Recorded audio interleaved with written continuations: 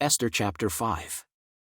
Now it came to pass on the third day, that Esther put on her royal apparel, and stood in the inner court of the king's house, over against the king's house, and the king sat upon his royal throne in the royal house, over against the gate of the house. And it was so, when the king saw Esther the queen standing in the court, that she obtained favor in his sight, and the king held out to Esther the golden scepter that was in his hand. So Esther drew near, and touched the top of the scepter.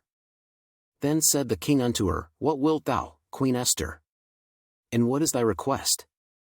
It shall be even given thee to the half of the kingdom. And Esther answered, If it seem good unto the king, let the king and Haman come this day unto the banquet that I have prepared for him. Then the king said, Cause Haman to make haste, that he may do as Esther hath said. So the king and Haman came to the banquet that Esther had prepared. And the king said unto Esther at the banquet of wine, What is thy petition? And it shall be granted thee. And what is thy request? Even to the half of the kingdom it shall be performed. Then answered Esther, and said, My petition and my request is, If I have found favor in the sight of the king, and if it please the king to grant my petition, and to perform my request, let the king and Haman come to the banquet that I shall prepare for them, and I will do tomorrow as the king hath said. Then went Haman forth that day joyful and with a glad heart. But when Haman saw Mordecai in the king's gate, that he stood not up, nor moved for him, he was full of indignation against Mordecai.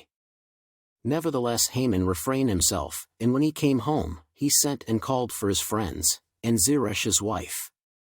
And Haman told them of the glory of his riches, and the multitude of his children, and all the things wherein the king had promoted him, and how he had advanced him above the princes and servants of the king. Haman said moreover, Esther the queen did let no man come in with the king unto the banquet that she had prepared but myself, and tomorrow am I invited unto her also with the king. Yet all this availeth me nothing, so long as I see Mordecai the Jew sitting at the king's gate. Then said Zeresh his wife and all his friends unto him, Let a gallows be made of 50 cubits high, and tomorrow speak thou unto the king that Mordecai may be hanged thereon, then go thou and merrily with the king unto the banquet. And the thing pleased Haman, and he caused the gallows to be made.